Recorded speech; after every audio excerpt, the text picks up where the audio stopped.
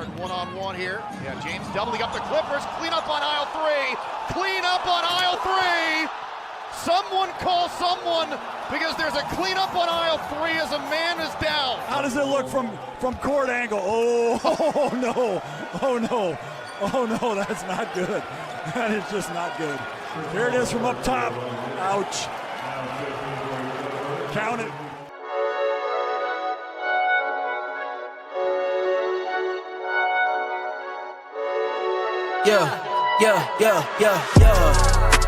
Coming in, flex. I just want. Houston are doing something unprecedented, something the league has never seen before. They are playing small ball. So far the results have been mixed, with a few more successes than failures. The only question, how far can it go? Let's look at it critically. They have to rely on threes. This is both a good and a bad thing.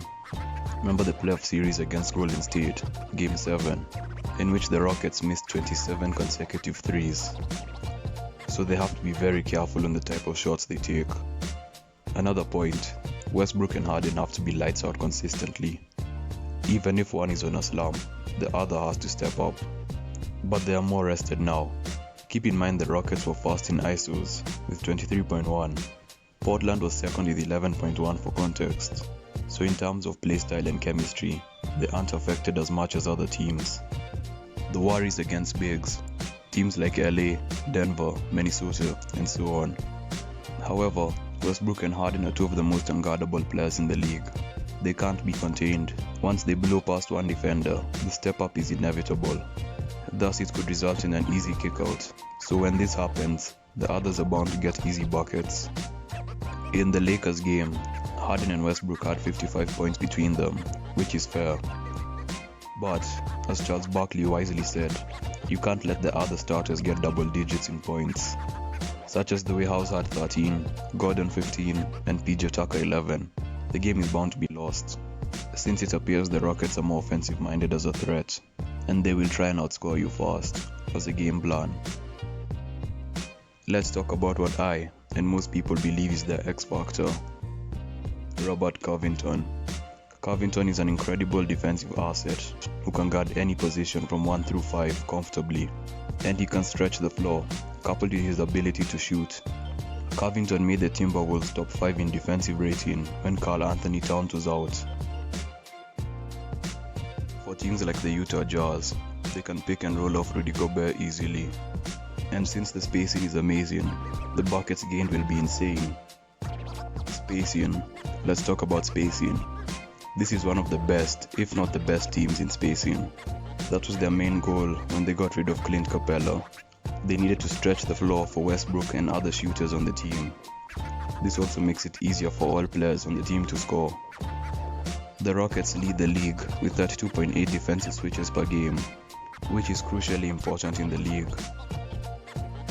Houston's starting lineup has them outscoring their opponents by 26.1 points per 100 possessions. Yeah, an entire 26 points. That gives a clue on how offensive their mindset is.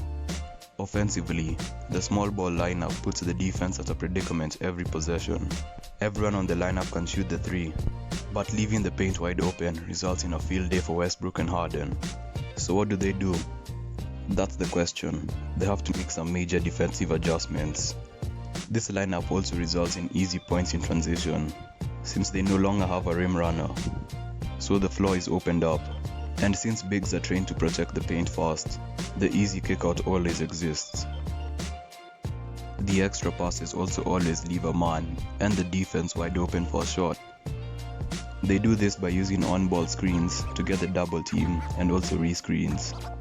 It's usually a pick and pop play with a drive option through an extra pass. They also try to get mismatches with the screens, thus the ball handler himself gets the easy points. Harden is also used as a screener when being denied, especially with Westbrook, so that he can attack the paint. D'Antoni's after timeout creative plays, such as faking a screen to the three for a drive, reduces defensive switches and adjustments.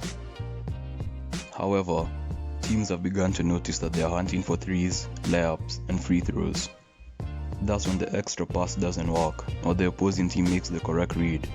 Game over, no buckets on that possession.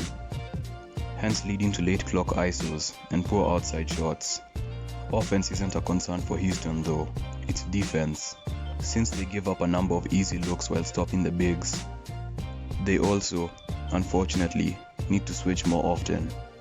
The other team could also look for the weakest point in on-ball defense and exploit it, since they know that the switch is inevitable. Houston were top 5 in turnover percentage for defense, meaning they were forcing the other team to turn over the ball.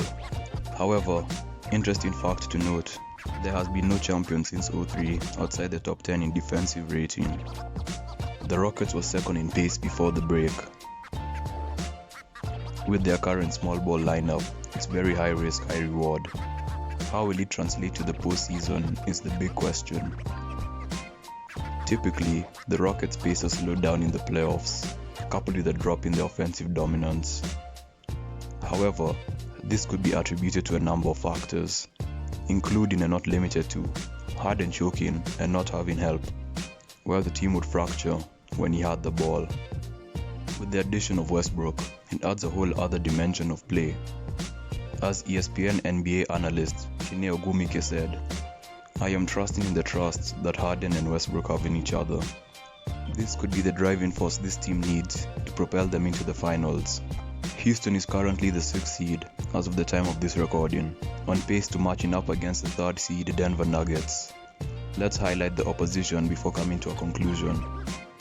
The Nuggets are one of the best, if not the best teams with a young core. They have one of the most diverse centers in Nikola Jokic and an incredible scoring option in Jamal Murray.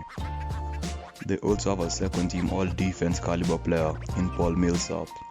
They are one of the highest rated defensive teams in the league, being 5th place before the break. Denver grabbed 72.8% of their defensive rebounds and allowed 107 points from their opposition, on average statistically speaking. The Nuggets also picked up steals from the draft in Michael Porter Jr., who was 14th overall due to injuries, and Bol Bol, who was selected as the 44th overall pick for the same reason. Bol Bol unfortunately had a navicular tear fracture, an injury which has ended some illustrious careers such as Yao Ming and Brandon Haywood.